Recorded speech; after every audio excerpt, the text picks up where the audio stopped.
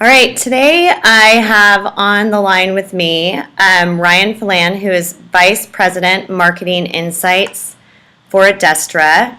And Ryan is going to talk to us a little bit today about email personalization and segmentation.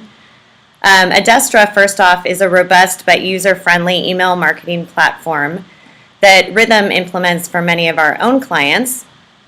And in Ryan's role with Adestra and throughout his 15 plus career in marketing, Ryan is focused on driving strategy and growth for companies via digital strategies. Ryan is a nationally known speaker at many conferences and industry events on subjects relating to digital media and was named one of the top 30 digital strategists in the United States by the Online Marketing Institute, and was also the former chair for the Email Experience Council Advisory Board through the DMA. Thanks, Ryan, ahead of time for taking some time today to share tips and best practices around how brands can achieve better results from their email marketing campaigns via segmentation. So we're going to jump right into it. And kind of why we're doing this little video today is email, as we know, remains to be one of the most cost-effective and powerful engagement tactics around. On average, as consumers ourselves, we notice that we receive around 120 emails per day. So that's a lot of emails that are coming into our inbox. And segmented email campaigns get a 14.25% higher open rate, with personalized emails delivering 6 times greater transaction rates. So today, what we're going to cover and what Ryan's going to explore with us today is how to think about audience segmentation, some of the basic ways to segment your audiences, steps to segmenting data, and then Ryan will add some additional things to consider at the end. So Ryan, let's start with how should brands think about audience segmentation?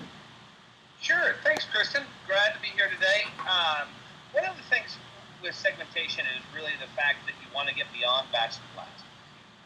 You want to get out of the kind of monotony around one message to everybody. And yeah, I know it's easy, and yeah, I know it makes a lot of money, and we have this kind of mental block sometimes in hey, it's working, why change what's working? But here's the important thing to remember. It's working, but it could work really well. It's almost, the car that you have. You ever sold the car that you have? It's almost like that. So you sold it because you wanted something better. Yeah, the car still gets you from A to B, and it's got a good radio or whatever. But sometimes you need to do things different to get a better result. And that's what we're talking about. And whatever you choose to do different in segmentation, whether it's just a very simple, hey, I'm gonna segment via gender or purchase non-purchasers. The simple fact of the matter is that you need to be doing something, and so whether that is by very simplistic kind of cuts, or you're looking at digital behavior, so have they clicked in the last 6 months or last 3 months? Have they made a purchase in the past? Are you using third-party data, which is incredibly rich? If you take the email address, that's a very simple way to unlock a wealth of information on the consumer, because more and more email is becoming personally identifiable information. And lastly, self-disclosed. What has the consumer or the end user told you about who they are and what they're interested in? So really, segmentation from a use case, hey, should I be doing it? It's like one of those no-brainers. Of course you need to segment. But you as a marketer need to make that change to accept that and to start doing it, right? To buck the trend of it's hard and it's working. What I'm doing today is working, right? Right. That makes sense, Kristen? Yes, definitely. Can you expand a little bit on the digital behaviors, kind of give some ideas to those listening about what digital behaviors can be mapped? Yeah, sure. So opens and clicks, that's a web behavior, right? Or a digital behavior.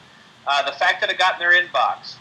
But then look inside of the message, right? If we just take one email and think about that one email, there's a ton of information within that based upon what the consumer does with it or the end user does with it. So let's think of the top, right? They click on your logo. That's somebody that just wants general interest. They click on a certain department.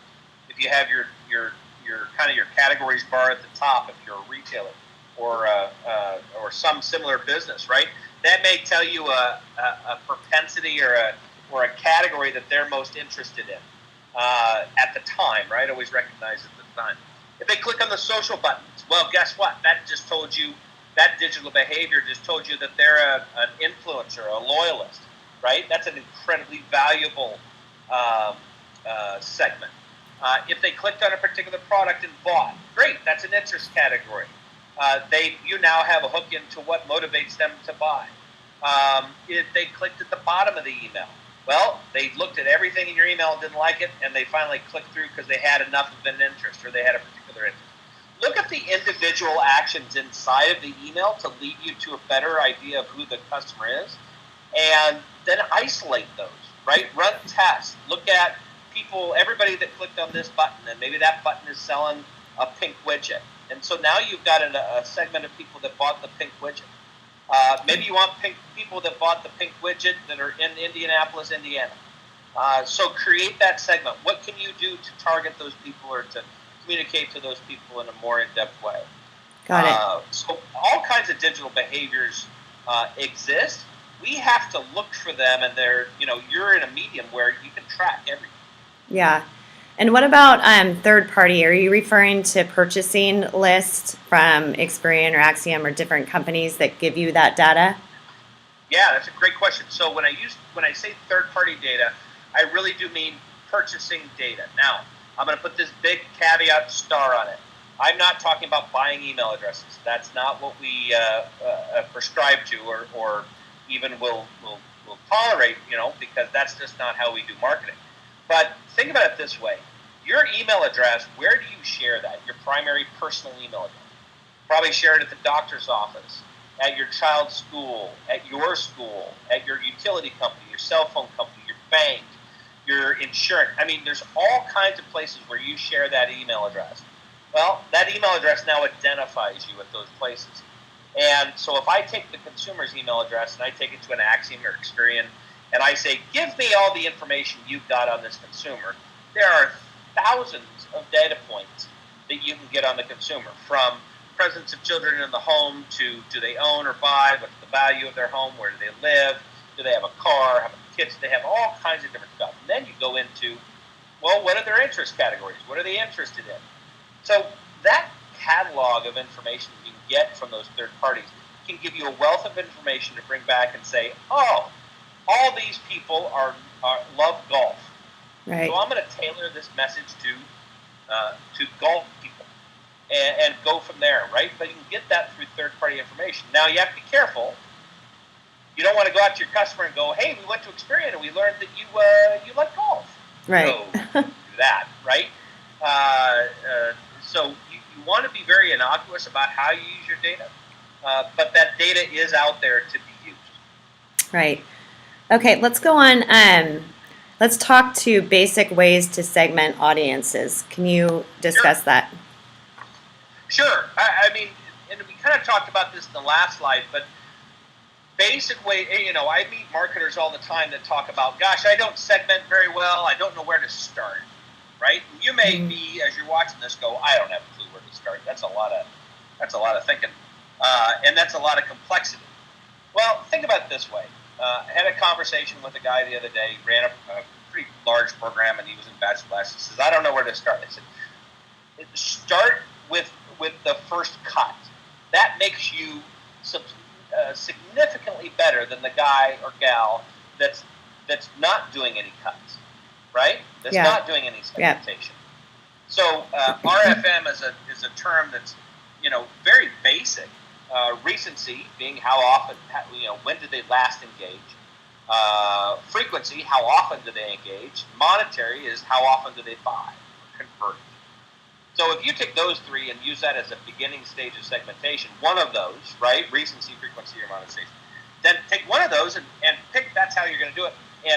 But really think through the strategy and the message you're going to send those people to carve out. Now, don't just change the subject line. That's just a waste of time. because you can get more complex than that.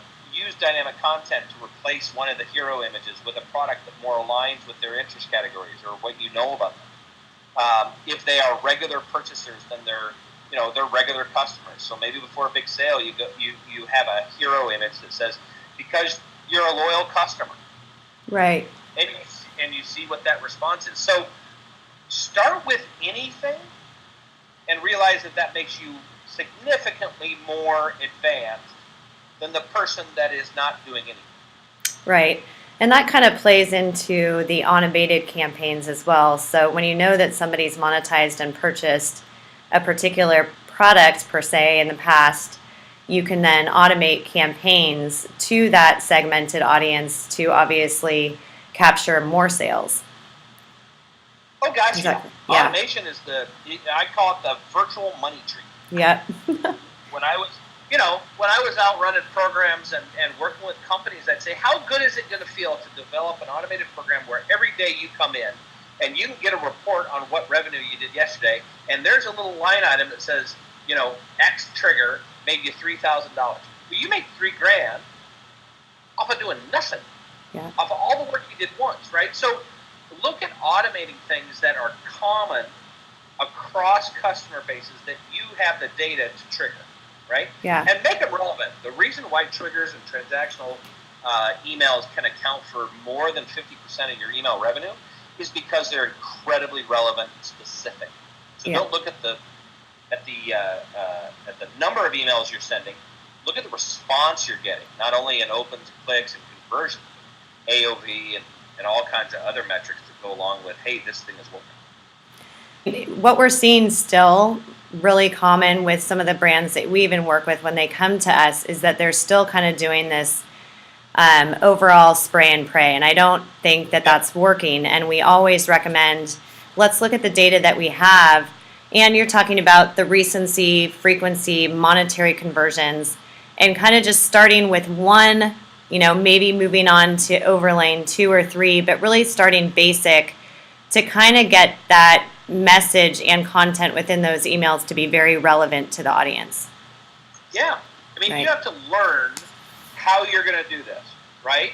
And jumping right into some advanced propensity-laden third-party data augmented segmentation model is number one, will make your head explode. But 2 is unrealistic. Yeah. So start small, learn what it's going to take, and then move on to the next thing, right? A lot of people get scared out of trying because the ultimate goal seems unattainable. Well, you only know that if you're trying, and the only way you can try is to actually start small so you learn. Exactly. I think experimentation is the best, learning lesson. So just get in there and experiment. Okay, There's so 2 things. And I'll add 2 more things so we can move on. So fail fast, and don't be afraid to fail. Right. As a strategist for 15 years, I have whiffed it more times than I can count, and I'm glad I did because I learned a whole heck of a lot. So don't be scared to do that. What are some basic steps to get to segmenting data? Yeah, so great question. So really first you've got to understand your data. You've got to know not only what you have in your email platform, but what you don't have, right? It's been my experience over the years that the amount of data that's in an email system is not enough, right? Mm-hmm. It's just the basics. And generally, a company's CRM has tons more information. You have to figure that out. So go to your tech guys and ask for a data dictionary. A data dictionary mainly has a layout of the database, but it has descriptions of what every field is. Yeah. And so when you get into the data dictionary, you can start to say, oh, I could use this piece of information, this piece of information. So know your data first. You have to do that. Second is understand your customers. So once you know your data, then go and understand who your customers are. So what are their trends? What are their buying cycles? Look at most companies have master decks for marketing that talk about the voice of the consumer, the voice of the customer, how they're painted, what persona they fall into, if there's various personas for different buying groups. key into that. Your marketing department should have that information, or should have a business plan that goes after that. Now, after understanding your customers, go back to the looking at your data, knowing your data. Maybe there's something else now that you know you can use, right? Uh-huh. Third, develop a strategy that is devoid of tactics. We as marketers are incredibly good at developing tactics, how to get something done. But we fail because we don't focus on the why. Why do we need to get something done? What's the outcome? What's the benefit to the customer? And if we focus on the why first, then the how becomes easier. So take a step back, and for an hour, just start by an hour. Think about the why of why you're doing this. Don't think about how you're going to get it done. Just think about the why you're doing. And you should be pretty easy once you know the data and know your customer, right? But think of the strategy first. Next, when you've developed your email and developed your program, your automation, test it, and then test it again. The one thing that I found that was consistent from super enterprise companies all the way down to small business and mid-market companies is I would walk in, and inevitably I'd be talking to them about what they've done in the past, and they say, oh, I'd toss out a suggestion. They go, oh, yeah, we tried that. Didn't work, so we didn't do it. Like, oh, interesting. So tell me about the time you tried it. Oh, we did this test once, and we sent out this email, had exactly what you're talking about. It didn't work, so we didn't do it again. Like, oh, so you tested it once. Yeah. And I'm like, holy crap. So I bury my head in my hands, and then I wake up and I tell them that was a bad dream.